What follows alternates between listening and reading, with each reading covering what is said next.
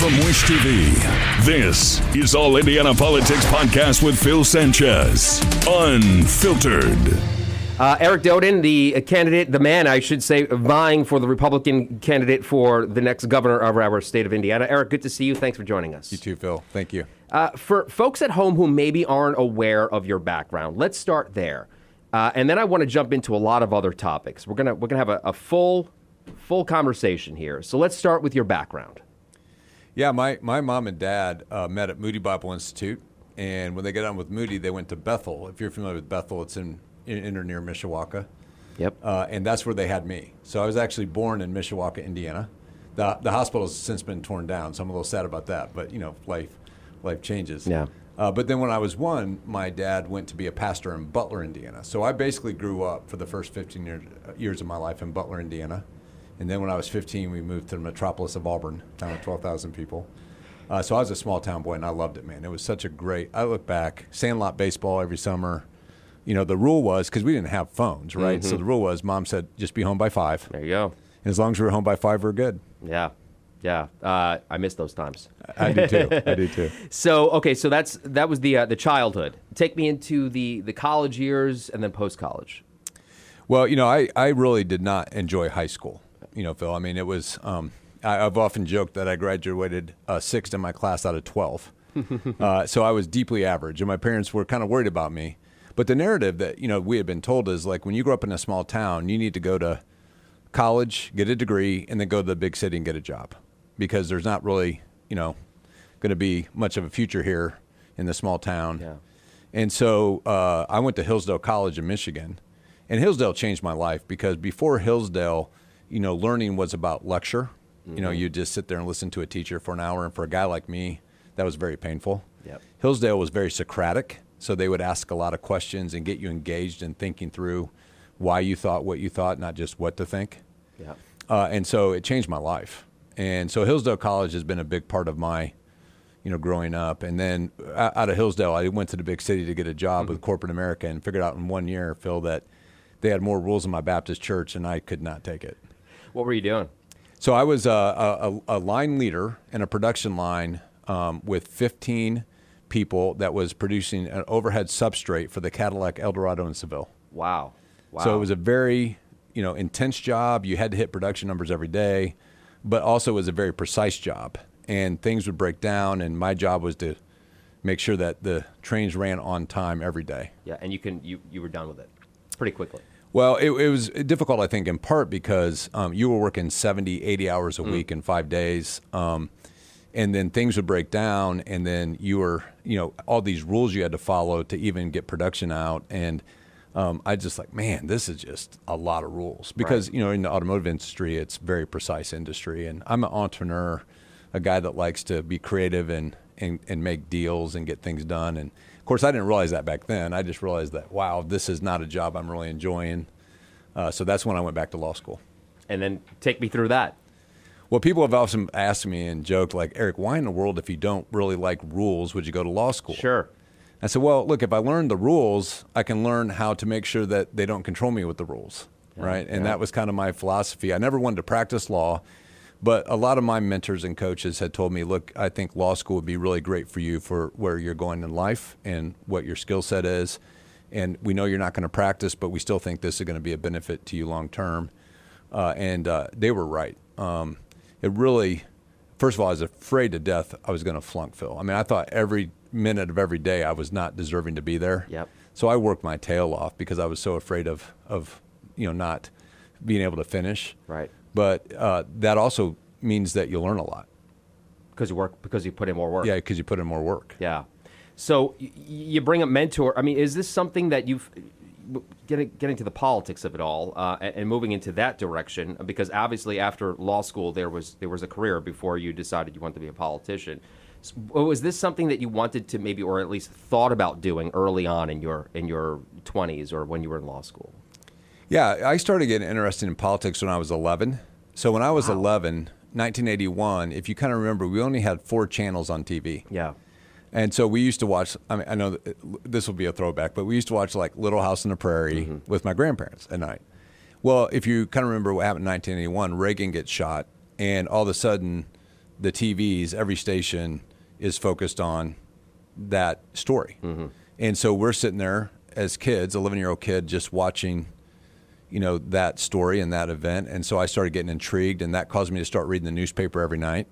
Then there was the Falkland Island Wars, and I fell in love with Margaret Thatcher, just the way that she talked. And, she was a real philosopher, not just a political leader. Yep. And so every night I was reading the paper. My dad would roll in and go, "Hey, Eric, what happened today in the news?" And I'd give him a 5-minute rundown or 10-minute rundown. But you don't really necessarily think about running for office. You don't have a vision for that. I'm from Butler, Indiana. Right. Like, we didn't even know who the governor was sometimes, and certainly never thought we'd meet him. Sure. It wasn't till Valparaiso when I saw a mentor of mine named John Costas. So Macy and I meet at Valparaiso. We meet on the basketball court. First time I saw her. I know that sounds, like a total Hoosier story, but it's very basketball true. Court, the whole 9 yards. And so when Macy and I meet, we moved to Fort Wayne. We had 4 kids in 4 years, 10 months. Mm-hmm. And so we don't remember much about the 2000s. Right. But in 2007, 8, and 9, we'd be going back to see her parents, and we'd go through Valparaiso on the way to Wisconsin. And we began for the first time to see a small town restored. Yeah. And that's when we got the vision that we could use our skill set to restore communities all over like that I came from, like Auburn, Butler, Fort Wayne, mm-hmm. these towns that, desperately needed a bold vision. John was really the one that inspired us that it could be done. Yeah. I know I'm bouncing around a little bit, but take me to what you did after law school. So when I get done with law school, I sort of negotiated with my wife to move to Fort Wayne so I could be part of our family business. We owned a company called Ambassador Steel. Yep. And Ambassador Steel was a rebar fabricator and distributor. It was started by my dad in 1974. He was called out of the ministry into business, and so we were a large fabricator and distributor of rebar. So if you don't know what rebar is, it's the steel that you see coming out of concrete that reinforces concrete. Mm-hmm. And we used to joke that we were, got a little tired of all of our work being buried. But we would cut and bend it for a high rise or for Lucas Oil Field or things like that, yeah. And then they would place it in the ground, and then they would pour concrete over it, and they would reinforce it. So I wanted to go back and have a chance to work, and we had 3 or 4 businesses at the time. So I got to start in a very small business. It was in manufacturing and sporting goods. It was a tennis ball throwing machine company, and I got to learn business from the ground up. Yeah, and so that was kind of my first 10 years was just having kids, trying to survive. Mm-hmm. We had Macy's been my best friend and partner, and then just trying to learn business as a 27-year-old. Yeah. Okay. So and then now you want to be a politician, or at least in 2010 you decided you wanted to be a politician. I don't really think of it as a politician. Okay. You don't like that word? Well, we joke about it all the time. But I think what I think is important is that we as all of us in our communities have bold visionary leaders, and I'm excited to be on a journey. I've been on the road now 2.5 years, met with thousands of leaders across the state, and I'm excited to be on a journey to partner with these leaders to bring a bold vision to Indiana, and that's what gets me excited. Let's talk about that vision a little bit. If you win, what's the first thing you do?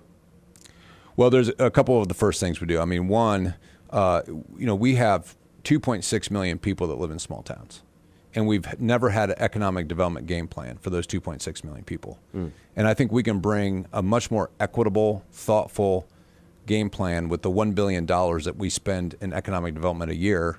We're proposing that 10% of that will be then able to be used in small towns where 2.6 million people live, and give those leaders a chance to restore their communities. And so one of the things I'll be doing right away is working with the General Assembly to make sure that we do that. And we've had great discussions. One of the great things about putting things in writing when you have a bold vision is that it creates discussions already with people in General Assembly and in politics, and they're resonating with this opportunity to allow our smaller towns, hundreds of communities across Indiana to have, a growth economy, attract and retain their kids and grandkids. And so that's going to be a pretty exciting part of our journey day one. And a pretty big one. How do you get everyone on board for something like that? Well, I think as you said, and I don't mean to interrupt, you said, you can have a plan, but in order to get everybody behind you your experience with business, I'm sure, probably would help with that. But a good leader can lead from that perspective, no? Right. Yeah. So part of what you do is you have to paint a vision, but you also have to show that in reality can be done. And so between Fort Wayne, where we've taken Fort Wayne from 2015 to today, from not ranked to the 34th best place to live in the United States, that came with a bold $650 million vision that we said that we would accomplish over 10 years. Yeah. And when we announced that in 2015 with the team that that I put together, they thought we were crazy because the most we'd ever done in Fort Wayne in 10 years is about $60 million. When we closed about $400 million of deals in the next 3 to 4 years, that took Fort Wayne on a rocket ride. Right. And so part of what has to happen as leaders is we have to believe it can be done. Yeah. But then they can come see it. So they can come see us restoring Valparaiso, Franklin, Indiana. They can see the restoration of Van Wert, my mom's hometown. They can see, what we've done in Fort Wayne. And what we've seen is when leaders come and see it, they get excited. Yeah. Tell me about the last couple of years since you announced. What's it been like? It's been incredible. What I've had the privilege of doing every day for generally 5 days to 6 days a week. Now, we take Sundays off. For all of you that want to know, I tell people all the time that, you'll not see me at an event hardly ever on Sundays because we reserve that for faith, family, and friends. But 5 to 6 days a week, we would travel the state, and I would meet with leaders and meet with individuals all over the state of Indiana. And, generally speaking, the conversation goes something like this. Tell me how things are going here in Wabash or in Franklin or in Paoli. And what are you concerned about? What do we need to improve? What do we need to do? And we'd have a great conversation about that. And we'd take a lot of notes. We call it a listening tour. But it was, about an hour with sometimes an hour and 15 minutes with each of these leaders, just trying to understand their perspective and what we could do to improve, life for the people of that county or that city. I have a lot I want to get to, but since you brought it up, I want to talk about it now. Is your faith is extremely strong, and it's something that you're outspoken about, and that's something that I've talked to a lot of politicians over the years. Some people shy away from that. Not you. Why? Because it's a integral part of my life. My grandpa was a Iowa farm boy. He was called to the ministry at 28, went to Moody Bible Institute, and then pastored in rural communities all over the state of Indiana. I think I can get them all. Mentone, that's where he met my grandma. She was 18. He was 34 when they got married. It was a little scandalous for the pastor to be dating the girl playing the piano, but hey, man, they had a 40-year marriage and had a great marriage. Worked out really well. I'm grateful that it worked out. Obviously, I would not be here if it didn't. But he went to Mentone, then Mount Ayr, Rensselaer, Noblesville, Auburn, and then Butler. Unfortunately, in 1981, when I was 11, he passed away from cancer.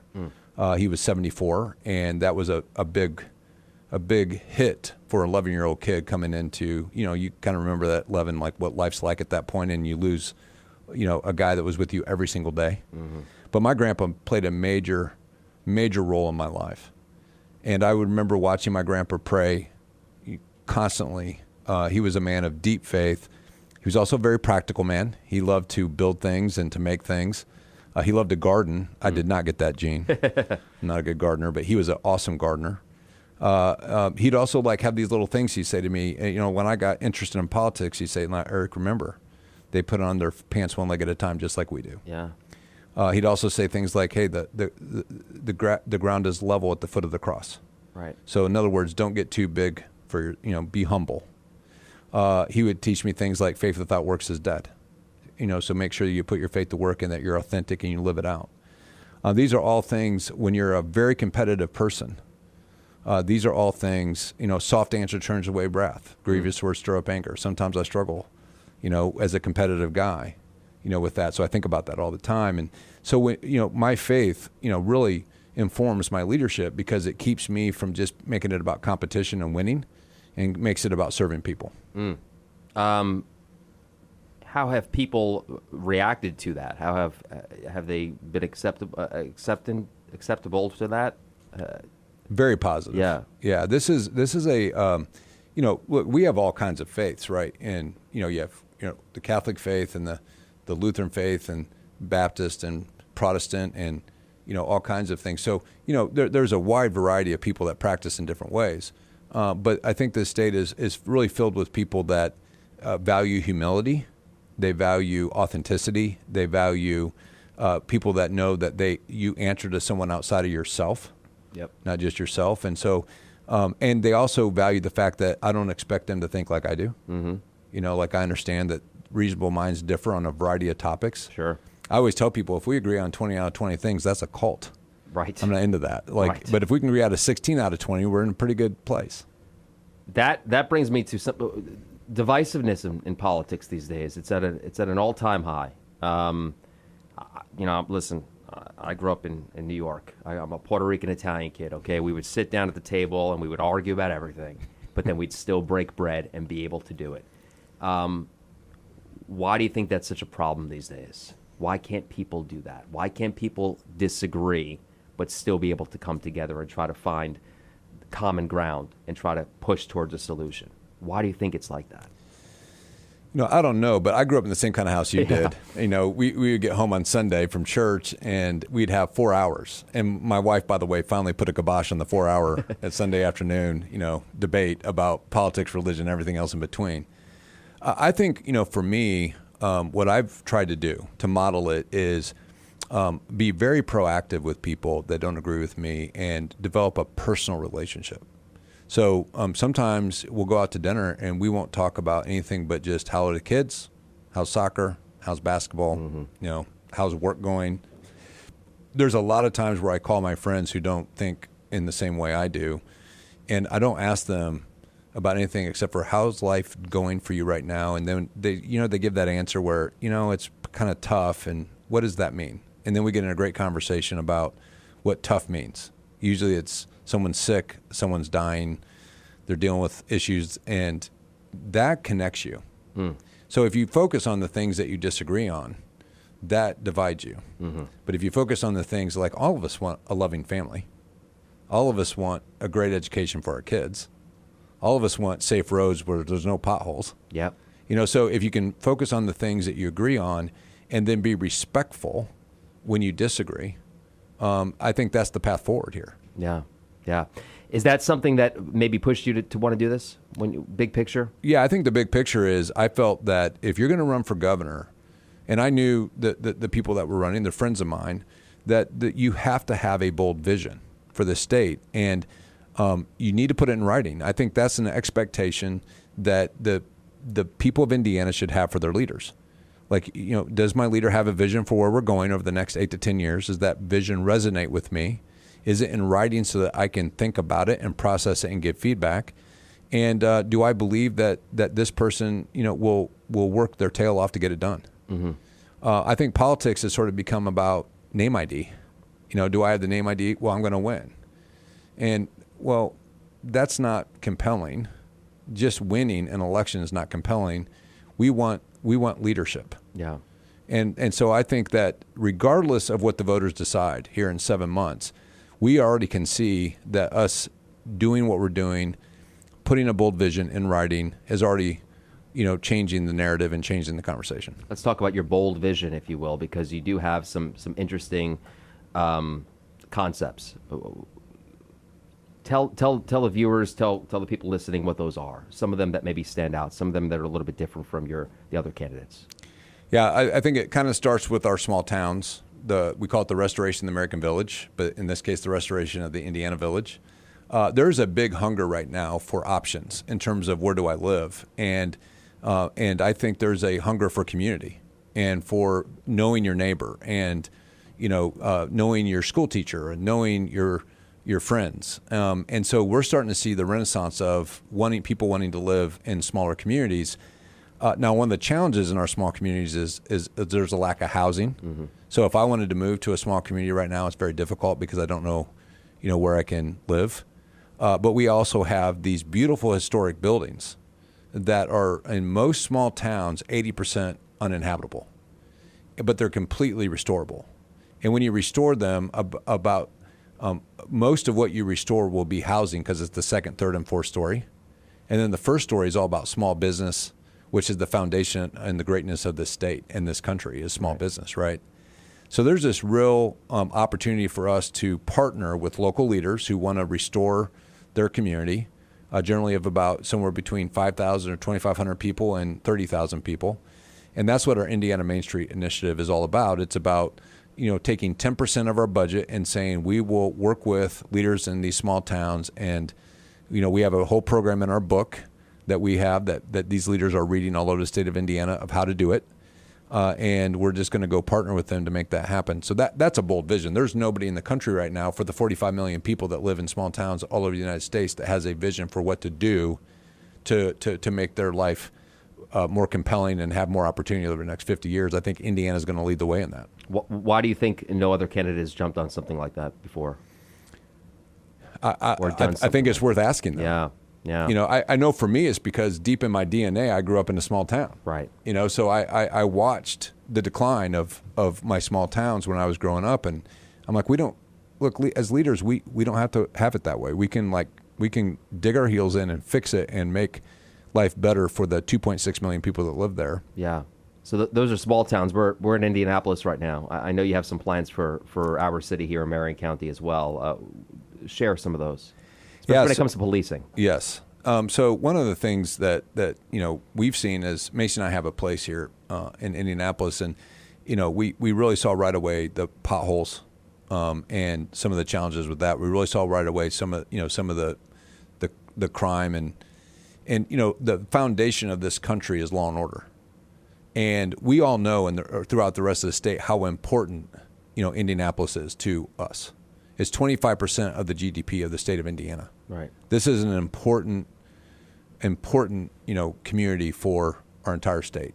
And honestly, a lot of us come here and we play. Like we go to Colts games. Mm-hmm. We go to the convention center. We go to basketball games.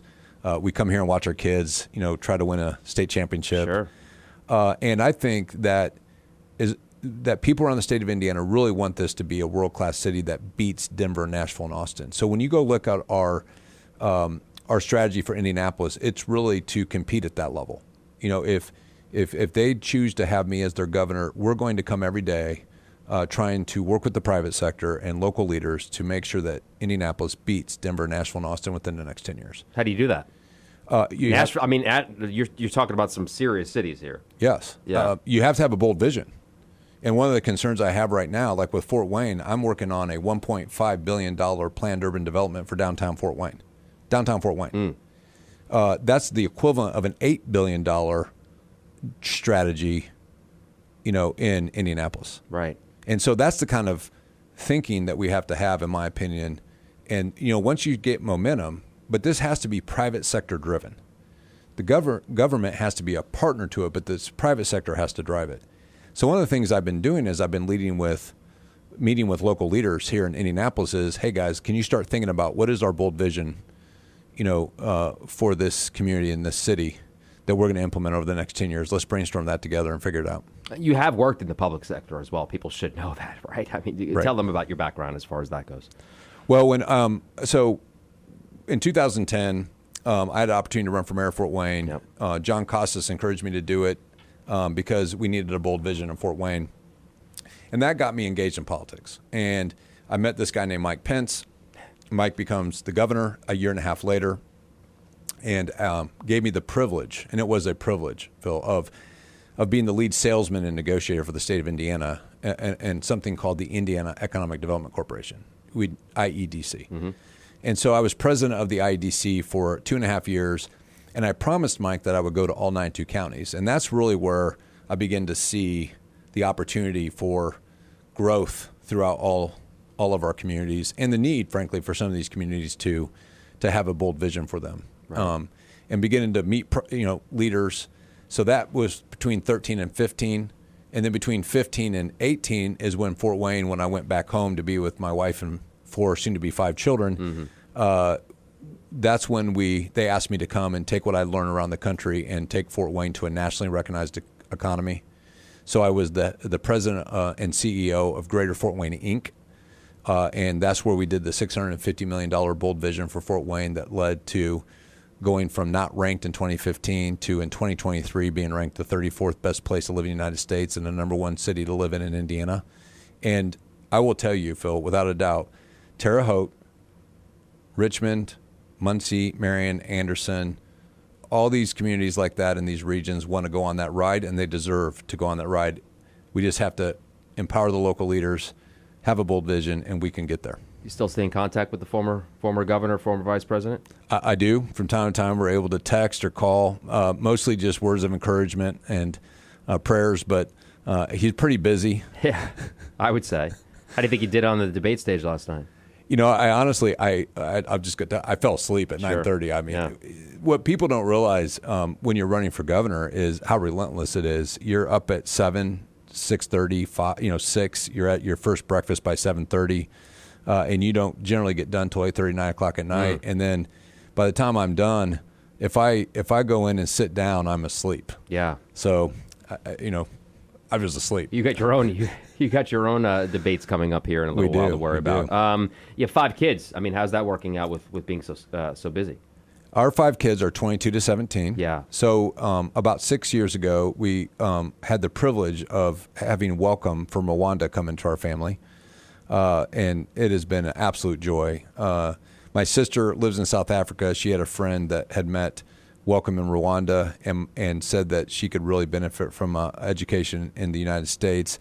And we were just blessed. My wife said, Eric, she sat me down one night and said, Eric, I think we should, and I feel called to do this. And so we've had the joy of having Welcome in our family now for 6 years, and it's been such a privilege she called us mom and dad from day 3. It was unbelievable. Yeah. And she has parents back in Rwanda, so we kind of feel like it's a co-parenting situation, but she's just an amazing person. She has a 10,000-watt smile. She lights up a room. But our kids, we're fortunate because they're 22 to 17. They're all out of high school now. 4 of them are in college. Actually, one graduated. He's now married.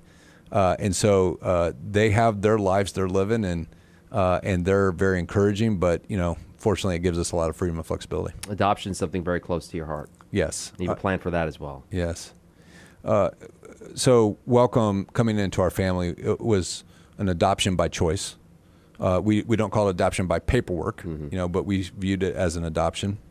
And then we have many friends in our church and in our friend group that have adopted, and we've really walked through the challenges of adoption with them. Not just the cost of the upfront cost, which is significant sometimes, but it's the after cost, some of the things that you didn't know that, start costing $10,000, $15,000, $20,000 a year. For these families, and a lot of families, that's a significant chunk of their income. Sure. And so as we kind of viewed this, we're ardently pro-life, and we really believe that's a human rights issue, not just a religious issue. But we also felt it was important to be pro-mother, family, and child. And we started thinking, and I came up one day and I said, I think we got to look at zero-cost adoption, a fund that would help families not just pay for adoption, but pay for this aftercare, because as we did our homework, we have 13,000 kids in foster care that would love to be part of a loving home, whether they're put back with their parents or they're adopted. And so this adoption fund has just been so exciting for so many people. I've given speeches for years all over the state of Indiana. I've never really had people come up and cry after a speech until zero-cost adoption. Wow. It really hits people because they either have been adopted or they are adopting. They've experienced the challenges of it. And just the fact that, we have a plan to help these families love on these kids and serve these kids, I think it has people so excited. How do you pay for that? So we're actually kind of thinking about paying for it much like the SGO, the school voucher system, in which if you put money into the adoption fund, 50% of that would be a tax credit to your state income taxes. And then the other 50% can be federally written off, which means that for every $1 that you put into the adoption fund costs you 26 cents. And people love that because now they know that the money that they're putting in to that fund is helping families, helping children, helping the adoption cost.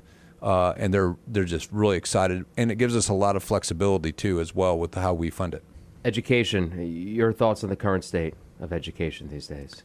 It's a very big topic. Very challenging, yes, but very exciting. I'm really a big believer in parental choice. I think it's really healthy and really good for parents to have choice and to have competition. Even my public school friends have acknowledged that the competition has made them better, and they're excited about it, and it's made education better. I'm a big believer in transparency and accountability. A lot of parents have expressed a lot of concern about the lack of transparency in education, so I think that's going to be an important issue. I think you may have saw recently where I came out and called for us to reconsider the consolidation of schools. I think a lot of parents are liking a smaller environment today. Yes, we might be able to save a few dollars if we consolidated, but at what expense? Over the long run with community pride and schools are one of the most important institutions for a community. Yep. And being able to get to school, walk to school, be at school with people that you know, with teachers that you know and love, these are becoming more and more important to parents. How do you think that benefits the inner city? I think it's this, the same there. It's trying to create a system in which you have enough options and flexibility that these kids can find their niche. Like I had a son that wasn't much of a reader, but he was super talented with hands-on. Mm-hmm. And I had another son that was a brilliant reader. Same family, same background, but totally two different total needs. And I think the more that we have options for these kids, whether in inner cities or even our small towns, the better that they learn. I think reading and the science of reading that we're seeing coming out of like Marian University and some of the things they're doing is going to be really critical. And that's why we're promoting early childhood education for 4-year-olds and really promoting the importance of reading early and making sure that they have the best opportunity to be successful. We all know that, the faster and more efficiently you can read and the better your chances of graduating, the better your chances of getting a job that's meaningful work. And then I think there's a lot of things we can do for our juniors and seniors to get them more exposure and a bigger vision. I was with Tom Kelly in Fort Wayne, and he was showing me what they're doing in a school in Fort Wayne for really giving kids a vision for welding and different jobs, and it was phenomenal. Yeah. And these are the kind of great ideas that people are coming up with all over the state of Indiana that we have to really be creative and flexible and just think differently about, traditional education. How do you think Governor Holcomb has done over the years? That is not for me to think much about. Well, let me rephrase it like this. What would you do differently? Well, I think what our bold vision is painting what we think the next 10 years looks like. Yeah. And so, from my point of view, and I'm not trying to dodge the question. Phil, No, sure, I get it. The gifted leaders don't really focus on what they can't control. From this day forward is what we can influence and fix. Yep. So what we're really focused on is trying to surround ourselves with gifted leaders that are focused on how do we make sure that our small towns are successful over the next 10 years, like super successful. How do we make sure that our kids and grandkids have an option to live in those small towns with really good jobs that they love and a community that they can be passionate about with high community pride? I literally just had a conversation about something similar last night with a friend of mine. We were talking about pointing blame, and it seems like whether it be politics or sports or education, people always want to point blame. And my take, and I'm just speaking freely, is who cares who's to blame? All you got to do is figure out a way to move forward. Why do you think in today's world, society, politics, sports, education, why do you think we're so quick to just point fingers instead of saying the buck stops with me and we're going to move forward. We're going to worry about the future and not the past. It seems like an easy concept in my opinion, but it's very hard to actually put forward. Which gets back to my question to you about your faith and why you're so outspoken about that. I think the two kind of intertwine. Your thoughts? No, I agree. I think, there's a lot of leaders that will lead on fear and anger. Yeah. And they've used that, for their benefit, to gain power or status or control. And I think that as a leader, we really need to focus on vision and on inspiration and making sure that we create conditions where people can be more successful than they ever thought possible. There's a lot of benefit and value to work. Work gives us dignity. And so I think that those are the kind of concepts that I think are the future of really where leaders should go. And that's what we're deeply committed to. Yeah. Senator Braun has come out and endorsed President Trump. Do you want to make an endorsement? And your thoughts on him doing that so early? Well, first of all, I do not focus at all on national politics. In fact, I was at a Bible study with my friends, and we instituted 2 new rules. One was no more talking about healthcare issues. Mm-hmm. These are, by the way, older gentlemen. Yep. No more talking about healthcare issues. And number 2, no more talking about federal politics. Because I really believe with all my heart that we're going to solve our problems from the grassroots and leaders up, not Washington, D.C. and the big cities down. You know, it's going to be the leaders in these small towns and the leaders even in Indianapolis, the local leaders, along with your local government officials and your local pastors and your local education leaders that are going to really solve some of the challenges that we experience in America. So I think very little about who's going to be the president of the United States. I think that's a decision that the voters of the United States have to decide. Mm-hmm. That's for them to decide. I'm thinking almost exclusively about how do we have a bold vision as a governor, and how do we, as 50 governors, have relationships with each other to experiment and to lead effectively, and then how do I have relationships with local leaders all over the state of Indiana to make sure that we're leading with excellence here at the local level. We've had a number of rankings that came out over the past couple of months, and something that we've actually seen a lot of people attracted to and clicking on our website. When it comes to Indiana, livability-wise, we don't rank very highly on certain things. How do we change those? Specifically, you said healthcare and I mean, affordability we do well, but when it comes to social issues, it seems like we're not there. Have you seen those, and how do you plan on changing those? Yeah, or at least the national perception of those. Yeah, the whole Midwest, right, has been called a Rust Belt for now how many years, Phil? Yeah, forever. Yeah. And it's really a brilliant marketing scheme, frankly, from the South, who call themselves the Sun Belt. Mm-hmm.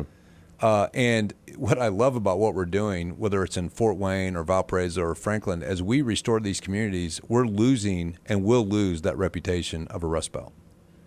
And when that happens, look out, because Indiana is in the middle of everyone. Yep. And we, most of the population of the United States is within a one day or less drive of here. Yeah. And I've said this on the campaign trail that the Midwest needs to make a comeback. And this is the state that will lead the Midwest. And when I talk about Midwest, I'm talking about Illinois, mm-hmm. Michigan, Ohio. Wisconsin, Ohio, Yep. Kentucky. Yep. Those 5 states. 55 million souls live in those 5 states, right? This is the state with our leadership and our vision that will lead the Midwest back to prominence where America needs it to be. We're almost out of time. Is there anything else that maybe you want our listeners to know about you, or anything that maybe I didn't ask? The floor is yours, sir. Well, I've asked people, people ask me all the time, hey, what can I do? And so I'm going to start with this. I really believe it's super important for people to pray for our leaders, not just for me, not just for Macy. They'd say they pray, but pray for wisdom, pray for a servant's heart. We're all imperfect. We all make mistakes. We all have good days and bad days, and we all get tired, in the process. And so I think that's something that if you're someone who does pray, I really think that's an important thing. But outside of that, I think faith without works is dead. We need people to roll up their sleeves and get to work. Mm-hmm. No matter what size of your community, you all have talents and can contribute, and we need those contributions. And then have a bold vision for your community. Whatever your position is, whatever your influence is, leadership isn't just about position, Phil, it's about influence. Yeah. And whatever your influence is, let's have a bold vision for the Auburns, the Butlers, the Bedfords, these communities. Let's have a bold vision for them, and let's say, hey, we're going to roll up our sleeves, get to work, have a bold vision. I think if we all do those 3 things, and then we channel the energy of our leadership and the state as a great partner to those leaders, we're going to be a state that really sets the course for what other states will want to be and what we'll do. And I really believe this. I think within the next 10 years, we'll be a top 5 state in the nation. Oh, fingers crossed, right? Eric Doden, thank you so much for coming on with us. We really appreciate it. We would love to have you back on in the future, if you don't mind. I would enjoy that. Thanks, Phil. This has been fantastic. This has been fun. Yeah, thank you. Yeah. from Wish TV, this is All Indiana Politics Podcast with Phil Sanchez. Unfiltered. In-depth, nonpartisan coverage. Exclusive interviews with Indiana's political leaders. Subscribe to this podcast and listen weekly here on the All Indiana Podcast Network. And be sure to discover even more great podcasts at allindianapodcastnetwork.com.